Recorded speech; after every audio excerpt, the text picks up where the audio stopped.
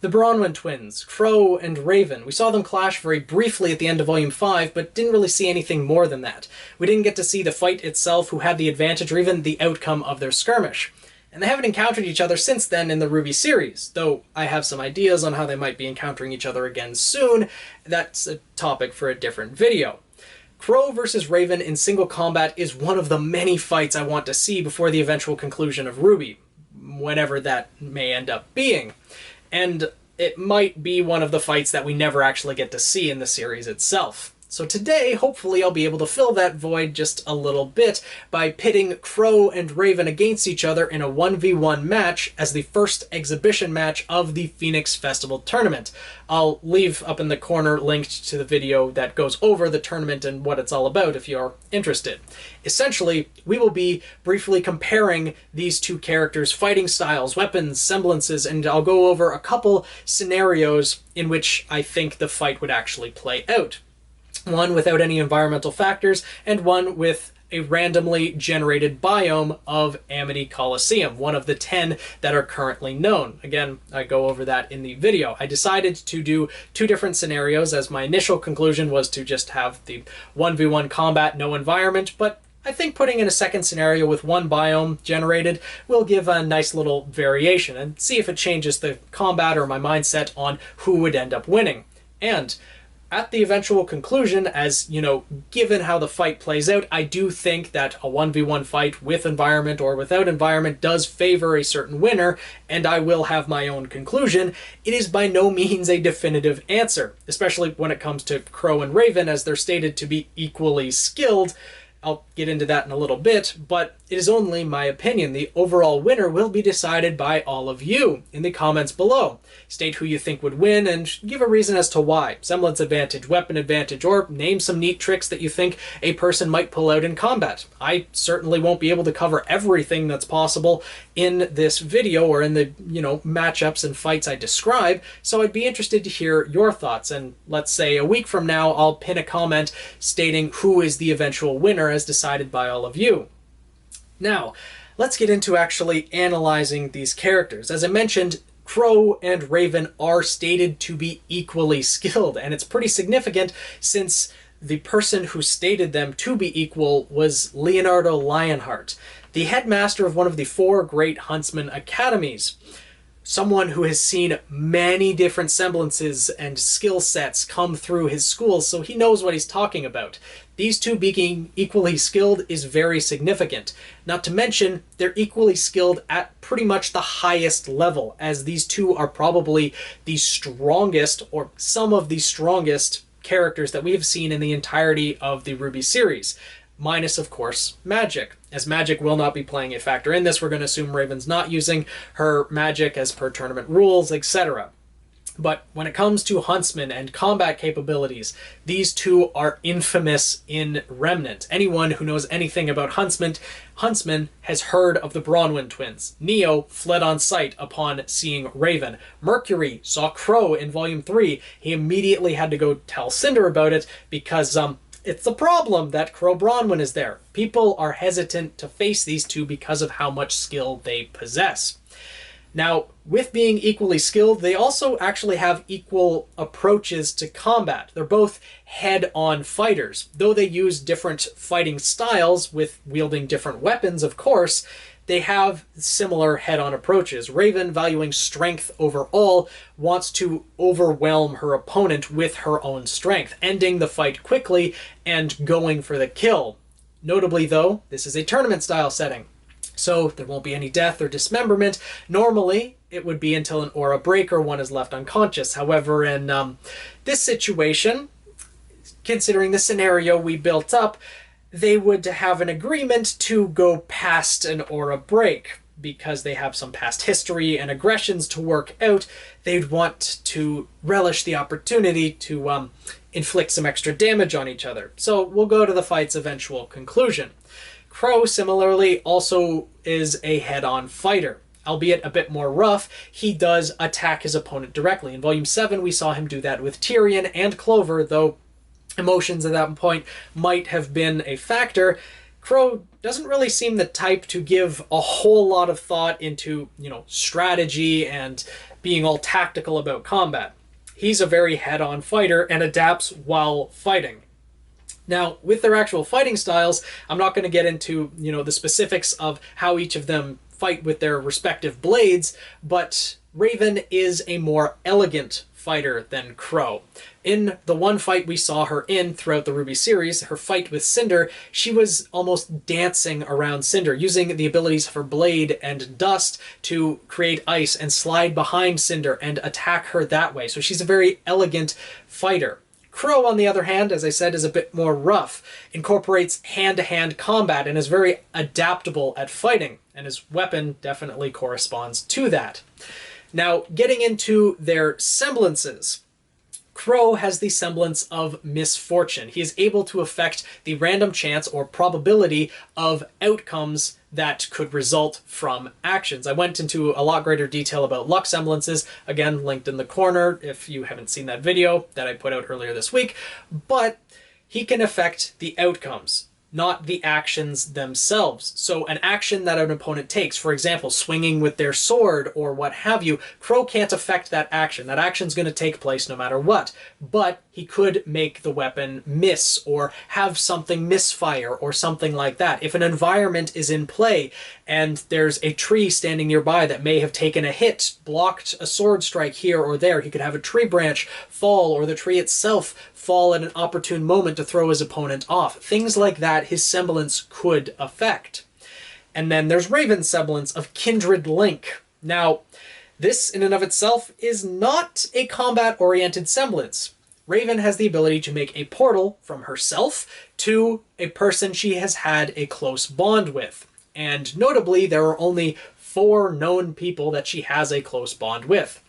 Vernal, who was essentially her right hand in the Branwen tribe, who is now unfortunately deceased, Yang, her daughter, Tai Yang, her former husband, and, very conveniently, Qrow Branwen, her brother, which means that her semblance most definitely will play a factor into how this combat would go. The way in which Raven opens up her portal is by slashing the air with her blade. At least that's the one that is most frequently shown. There is one instance, as she was leaving the vault under Haven Academy, that it seems as though she was able to open a portal while she was transformed into a bird, transformed into a raven, which her transformation abilities, as well as Qrow's, won't be used in this battle because magic, etc. But we're going to operate under the assumption that Raven needs to slash the air with her blade. Now, this is limiting as she's only able to open up a portal close to herself within the reach of her blade. But the exit portal seems to have a distance that can be manipulated. We've seen that Raven has kept an eye on Yang and Tai over the past few years, and they had no idea. So it seems as though Raven's able to open up a portal to them far enough distance away that they wouldn't notice. And we've seen a portal open up quite close. When she sent Yang and Weiss over to Qrow, the portal was pretty close to where he was. Similarly, in Haven Academy, it wasn't that far away either, but notably a different distance away in both of those situations I just described. So it seems as though Raven would be able to manipulate the distance that an exit portal could come out, which may be important.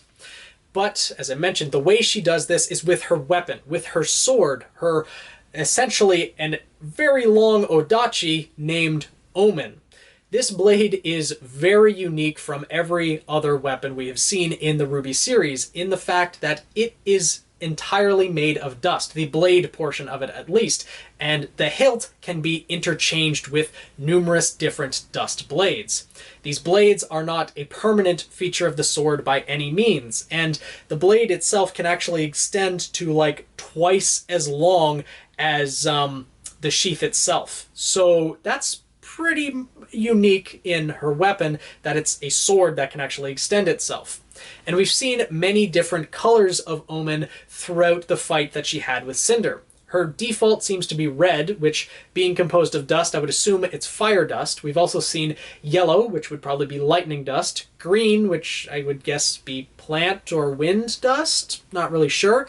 We've also seen the light blue, which is the ice dust, which is definitely something we have seen used in the fight against Cinder, as well as a dark blue blade, which, not exactly sure, maybe water dust, if there is such a thing, or possibly, no, hard light wouldn't be dark blue, that would more likely be white, light blue, or maybe white itself would be hard light, but we haven't seen that in the series itself. As well as a black blade, or a very dark gray. I'm guessing that might be gravity dust, and if it was to appear again would be a dark purple, but we'll have to see. This allows a lot of versatility in her fighting style, with both close combat and ranged attacks, in that she could send out a slash of fire or lightning, or possibly even manipulate gravity with the swing of her sword. And a very notable thing about her blades, they aren't a permanent feature, as I mentioned, and they are also breakable. If sustaining enough damage, those blades will break, and Raven can just sheath her sword, get another blade, and continue the fight. But that does allow opportunities that an opponent could take advantage of. Then we get to Qrow's weapon, Harbinger, which is also a very versatile weapon, but more akin to Qrow's close combat fighting style, as it doesn't really have much range function in it other than the shotgun barrels that are, right next to its hilt. I'm guessing that it only has a limited ammunition capacity, but it's got at least probably half a dozen shots in it, but it's not really meant to do damage. These are more scattershot, meant to distract an opponent or things like that. Most of its capabilities comes from close combat, which is Qrow's preferred fighting style, as he incorporates a lot of hand-to-hand combat, etc. with it. Normally, Harbinger appears as a greatsword, which is significant because Qrow is able to wield this with one hand normally, and, we hear the thud of the blade on the ground after Tyrion stabs Clover with it. The thing's damn heavy. And Qrow is able to maneuver very quickly with it, and very adeptly as well. This is very significant as it shows the strength that Qrow has, but it's a heavier weapon than Raven's, so it might slow him down in comparison, as Raven is incredibly fast as well. The greatsword Qrow is very adept at using in either hand. He is ambidextrous when it comes to this sword, and he also has very great skill when using it even as a throwing weapon. We saw in the fight with Tyrion that he can throw it out as he's being flung in a certain direction and use it to brace himself. Also balancing on its hilt as it's stuck into the ground, so Qrow has incredible balance as well. It has a couple of other forms as well. Of course, most notably, the Scythe form, which was first revealed at the end of Volume 3 in the attack on Beacon Academy, and Qrow is probably the most skilled Scythe wielder that we have seen in the RWBY series, except maybe young Maria. I would definitely argue that he's more skilled than RWBY, as his Scythe is actually lighter than RWBY's Crescent Rose, I would argue. Either that or Qrow's just had a lot more time and experience using it and is stronger, able to wield it faster, things like that.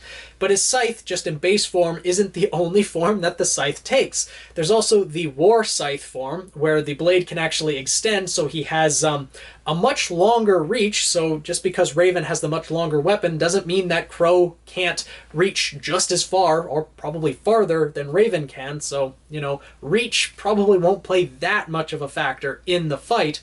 And the last form is the most recent form that was released in Volume 7. I think it was also part of the new upgrades that Pietro gave to his weapons, but we see almost a Tonfa-style fighting, as Qrow can have the scythe blade extended, but have the actual hilt pretty much compacted similar to the sword, and he can fight in very close combat. And in this, he's able to incorporate punches and kicks into his fighting style as he keeps very close. Plus, if he can get close enough to someone, he can also shotgun blast them like he did to Tyrion in that fight as well. So there's a lot of versatility in both of these combatants. So let's get into how the actual fight would go itself. Now, as I said, these are just a couple of different scenarios, but in a fight that's 1v1 versus Raven and Qrow with no environmental factors whatsoever, I see them easily going and clashing at each other right from the get-go. Raven probably sending out dust blasts, whether it's fire, electricity, what have you. Her preference is definitely fire, so I think she would lean towards that, but Qrow would be able to actually match it. We haven't seen this since Volume 3, but he's able to do something called an aura arc, which is just extend his aura outwards in a slash. So he would be able to go slash for slash with Raven, but notably, that would reduce his aura in doing so. Qrow would most likely start to dodge and get close combat with Raven, if Raven didn't just go for close combat immediately at that point. and it would pretty much just be a hack and slash battle. I think Qrow would probably decide to keep his Harbinger in either the blade form or the Tonfa form, as it allows for more quick fighting. He would need to be blocking slashes from Raven very quickly, as she has the lighter weapon and possibly the quicker movements because she's not weighed down by it, so he would have to keep his swords or his blade in a more closer, compact form so he could keep up with her. If he extends it into a scythe, I don't know how well he would actually fare. He is very skilled at using it and can wield it very fast, but when you bring a scythe back to swing it again, well, Raven might be able to bring down the blade and strike a pretty crucial hit at those moments. So I see Qrow being limited in the forms that he's willing to take. However, him being in the Tonfa form, giving himself the punches and kicks, he could easily block Raven's blade in one of the notches of Harbinger as it folds out. It creates those notches that would be very perfect for blocking a sword and easily be able to deck Raven across the face. But Raven would also be able to use her aura and her dust capabilities in her blade to be able to, inflict some explosion damage to Qrow if she was ever to sacrifice a blade and just let it explode in Qrow's face. So even though this fight would be a straight up brawl, there would be back and forth for sure. Now, Raven's ability of portal creation plays a huge factor in this fight, as if she can create a portal to Qrow, that or even just in the arena somewhere around Qrow, that allows for such a capability of Raven starting to teleport back and forth. I don't know exactly how long Raven can keep a portal open for, and if she does keep a portal open for long, that would probably exhaust her aura. Not to mention the entire question of creating a portal from one area to another probably expends a pretty large amount of aura, but that would allow her to send attacks through the portal to attack Qrow from behind unexpectedly if she is in a clash with him. So Qrow, knowing this, because both of these characters know each other's capabilities in and out, Qrow would do everything he could to prevent Raven from having the opportunity to slash with her weapon, because as far as we know, that is the only way she's been able to create a portal. The bird form aside, she probably had to do something else to create an area in the air where she could open the portal. So Qrow would immediately try to get in close and prevent that happening. If Raven was able to open the portal, Qrow would have to be on his guard and would then be on the defensive, hoping to, attack Raven, taking the opportunities that he could while dodging attacks and hoping that Raven's aura would eventually deplete or she'd close the portal. Now, with 1v1, no environment, I do eventually see Raven breaking Qrow's aura as well as Qrow breaking Raven's.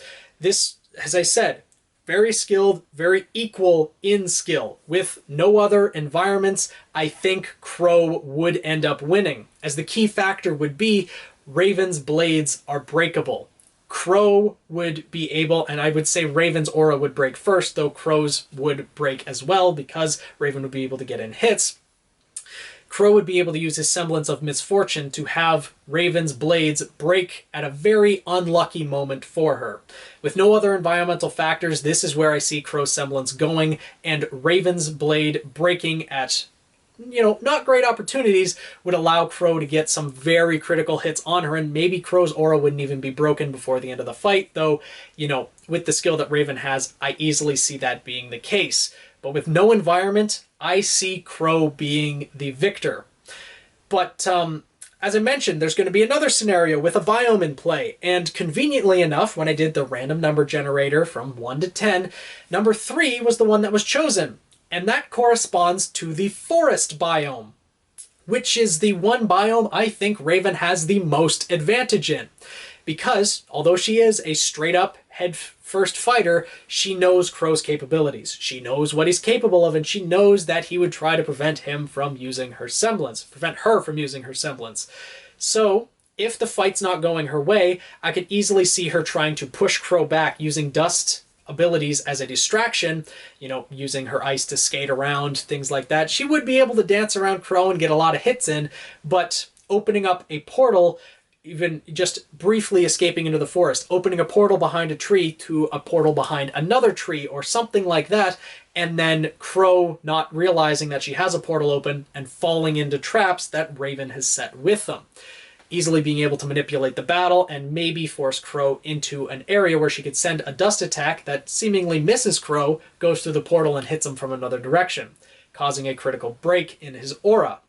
Similarly, though, Qrow could also affect the environment, the trees around itself, as I mentioned before. Throughout this battle, there would be, damage done to the environment if there is one, or the floor of the Colosseum. It wouldn't just be damage to each other. We've seen in the fight with Tyrion that Qrow just striking at Tyrion, even though Tyrion blocked it, essentially an aura arc was shot out and cut off the corner of a building. So, yeah, that would happen around this Colosseum too, and possibly even start having trees fall towards Raven at inopportune moments, etc. But with the ability of Raven being able to hide portals and get that sneak attack in on Qrow, or even just as a distraction so she could come in and slash him, I see Raven actually winning if the forest biome is in play, if there is something for her to use to her advantage. I did state that she was a strength first fighter. She goes head on for the attack, but against Qrow, she would have to get creative. Qrow knows her in and out. After fighting on a team together, they know each other's abilities so well, they would try to prevent each other from doing what they expect. So they would have to get creative.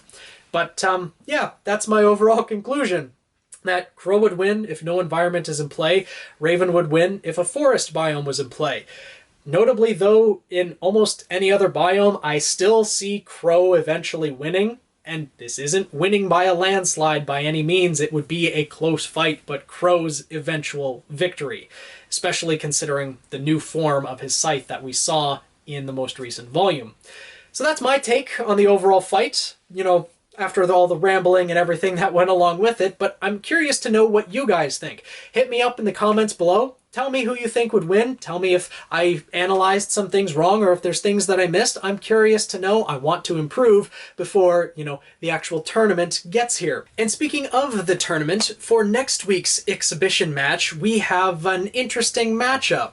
We're going to have Weiss Schnee versus Neapolitan. Two fighters who aren't really direct combat fighters, especially in Neo's case, as she's more of a psychological fighter as well as using an opponent's own strength against them, with Weiss Schnee being almost a performer of the battlefield, a songstress herself, as well as being very adept at dancing, as she dances across the battlefield in quite a beautiful way, as well as using her summons to land some pretty heavy hits. This is going to be a pretty interesting matchup to analyze, and hopefully you guys will look forward to it as well. Hopefully you all enjoyed this first exhibition match of the Phoenix Festival Tournament. Make sure to subscribe if you have not already and want to see the other matchups of the tournament itself to be held in August, and some more general RWBY content, theories, etc. on top of that.